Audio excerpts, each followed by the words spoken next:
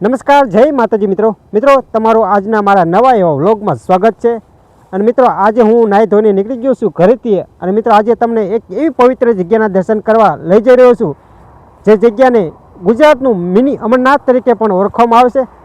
કારણ કે અત્યારે આપણે જઈ રહ્યા છીએ જડિયા મહાદેવના પવિત્ર એવા દર્શન કરવા માટે। અને મિત્રો આ જડિયા મહાદેવની વિશેષતા એવી છે ને કે ગમે તેવો દુષ્કાળ હોય ને છતાં પણ ત્યાં શિવલિંગ પર સતત પાણીનો જળ અભિષેક થયા રાખે છે। અને એવા ચમત્કારિક અને રહસ્યમય મહાદેવના દર્શન કરવા જઈ રહ્યો છું। અને અત્યારે હું જો કંઈક આવી જગ્યા ઉપર છું, આ જગ્યા ઉપર ઊંચા પર અત્યારે ઊભો છું અને ત્યાંથી પાંચાળ પ્રદેશનો મસ્ત મજાનો વ્યૂ આપણને જોવા મળે છે। કંઈક આવો છે જો નજારો અત્યારનો।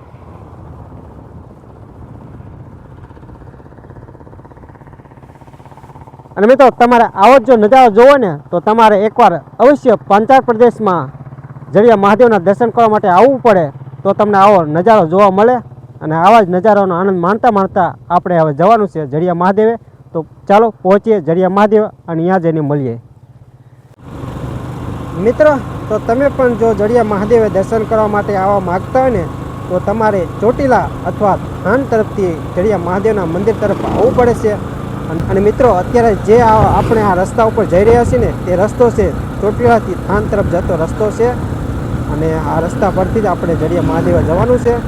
તો કંઈક આવે રસ્તો છે મસ્ત મજાનો, જો ડબલ પટ્ટી છે અને રસ્તો પણ સારો એવો છે। તો ચાલો પહોંચીએ આગળ। તો મિત્રો હાલ આપણે ચોટીલાથી થાન તરફ જતા જ્યાં જડિયા મહાદેવની ચોકડી છે ને ત્યાં આપણે પહોંચી ગયા છીએ। અને કંઈક જો જડિયા મહાદેવ જો મિત્રો આ રોડ છે ને એ થાનથી ચોટીલા તરફ જતો રોડ છે। અને આ થાનથી આપણે આગળ આવ્યા ને તો આપણને અહીં જડિયા મહાદેવનું બોર્ડ જોવા મળ્યું। અને અહીંથી જ આપણે સિંગલ પટ્ટી જાય છે જડિયા મહાદેવના મંદિર તરફ। તો અહીંથી આપણે જવાનું છે જડિયા મહાદેવના મંદિર તરફ। અને કંઈક જો આવી લોકેશન છે અહીંનું।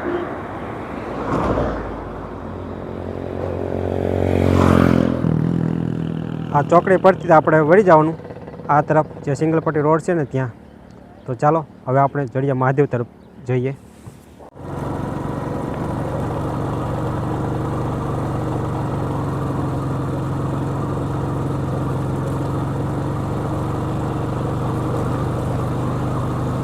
તો ચાલો મિત્રો ફાઇનલી આપણે પહોંચી ગયા છીએ જડિયા મહાદેવના મંદિરની એકદમ નજીકમાં। અને મિત્રો આ મંદિરના લોકેશનની વાત કરીને તો ચોટીલાથી આજે 15 કિલોમીટર અંતર કાપ્યા પછી આ જડિયા મહાદેવનું મંદિર આવે છે। અને કંઈક અહીંનો લોકેશન નજારો કંઈક આવો છે, જો મસ્ત મજાનો નજારો છે, કુદરતી સૌંદર્યથી ભરપૂર અને વિશાળ જગ્યા ધરાવતું આ લોકેશન છે। અને મિત્રો અહીં આવવા માટેની વાત કરીને તો તમે પોતાનું પર્સનલ વાહન લઈને જ આવજો, જેથી તમને સુખાકારી રહે। કારણ કે અહીં પબ્લિક ટ્રાન્સપોર્ટની સુવિધા બહુ એટલે બહુ ઓછી છે। એટલે હું પણ આજે મારું બાઇક લઈને જ આવ્યો હતો અને પહોંચી ગયો છીએ અત્યારે જડિયા મહાદેવના મંદિરે। અને આ લોકેશનમાં રહે ને ચોમાસામાં સ્વર્ગ જેવી ફિલિંગ આવે ને એવું આ લોકેશન છે। તો ચાલો હવે અંદર જઈએ અને કરીએ ચમત્કારિક મહાદેવના દર્શન।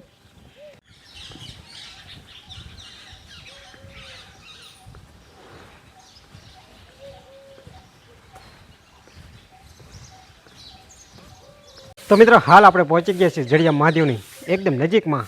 અને જો કંઈક આવો છે એનો નજારો જડિયા મહાદેવનો, આગળનું જગ્યા છે અને આ છે જડિયા મહાદેવની જગ્યા। અને ચાલો મિત્રો હવે અંદર જઈએ અને તમને પણ દર્શન કરાવું ચમત્કારિક જડિયા મહાદેવના।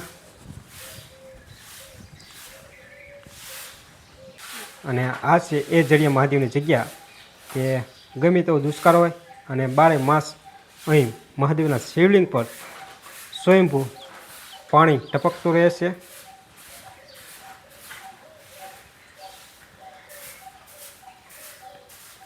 અને મિત્રો આ પાણી કઈ રીતે આવે છે અને ક્યાંથી આવે છે ને એ વૈજ્ઞાનિકો પણ હજી સુધી શોધી નથી શક્યા। એવું છે ચમત્કારિક આ જડિયા મહાદેવનું મંદિર। અને એવી પણ માન્યતા છે કે અહીં પાંડવોએ અહીં પૂજા કરી હતી।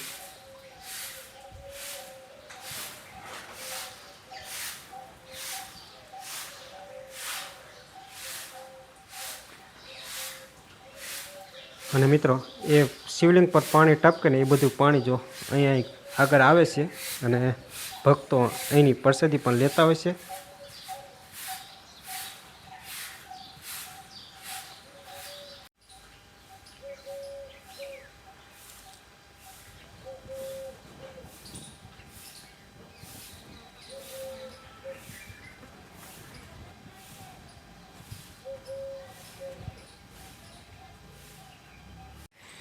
મિત્રો આપણે જડિયા મહાદેવના દર્શન કરી લીધા અને દર્શન કરીને પછી આપણે આગળ જઈએ તો મહાકાળીમાના ગુફાની તરફ રસ્તો જાય છે. તો ચાલો તમને પણ મહાકાળીના ગુફાના તમને દર્શન કરાવું. તો ચાલો.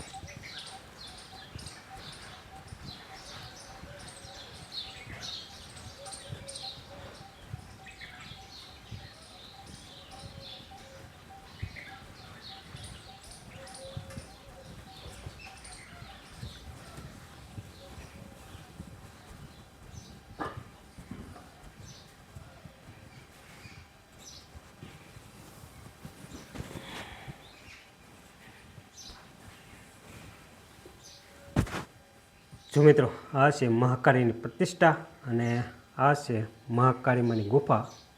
જો કે બહારથી તો લોક છે એટલે અંદર તો આપણે ન જઈ શકીએ, પણ કંઈક આવી છે ગુફા મહાકાળીમાની. મિત્રો, આ જડિયા મહાદેવની મંદિરની જગ્યા એટલી મસ્ત છે ને, અને કે ન પૂછો વાત. અને એમાં જો તમે ચોમાસામાં આવો ને તો અહીંનો કુદરતી નજારો અદ્ભુત એવો હોય છે. અને છતાં પણ અત્યારે જો ચોમાસું નથી, પણ તો પણ નજારો કેવો જો મસ્ત મજાનો છે. સામેની બાજુ લીલીછમ ઝાડીઓ છે જડિયા મહાદેવની, અને આ બાજુ પણ અદ્ભુત એવો નજારો છે. જો કંઈક આવો છે મસ્ત મજાનો નજારો. તો મિત્રો, તમે અંદાજ લગાવી શકો છો, અત્યારે ચોમાસું નથી છતાં પણ આવો નજારો છે. તો ચોમાસામાં તો આનો નજારો કંઈક અલગ હોય. અને એમાંય જો તમે અહીં આવવા માગતા હોય ને તો નાસ્તો પાણી લઈને સાથે આવજો, કારણ કે અહીં ખાવા પીવાની એટલી બધી સુવિધા નથી. એટલે નાસ્તા પાણી લઈને તમે અહીં આવી શકો અને કુદરતી નજારાનો આનંદ માણી શકો ને તેવી મસ્ત મજાની જગ્યા છે. અને મિત્રો, એક દિવસનું પિકનિકનું વિચારી રહ્યા હોય ને અને કુદરતી નજારાનો આનંદ માણવો હોય ને તો જડિયા મહાદેવનું મંદિર બેસ્ટ એવી જગ્યા છે. અને શાંતિભર્યું વાતાવરણ, કુદરતી નજારો અને ભક્તિમય સફર થઈ શકે ને એક દિવસની તેવી આ જગ્યા છે.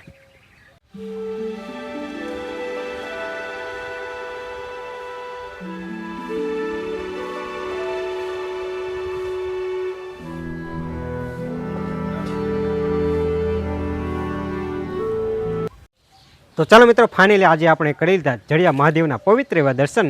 અને મિત્રો, તમને પણ જડિયા મહાદેવના દર્શન કરાયા. અને મિત્રો, આજના દિવસનો નજારો કંઈક આવો હતો જડિયા મહાદેવનો મંદિરનો. અને મિત્રો, તમે પણ ચોટીલા આવો છો તો એકવાર અવશ્ય આ મહાદેવના દર્શન કરવા માટે આવજો. અને આજના દિવસનો વ્લોગ તમને કેવો લાગ્યો ને તે કોમેન્ટ કરીને એકવાર અવશ્ય જણાવજો. અને આવા જ અવનવો વિડીયો જોવા માટે મારી ચેનલ સબસ્ક્રાઈબ કરતા જજો. મળીએ આગળના નેક્સ્ટ વિડીયોમાં. હર હર મહાદેવ.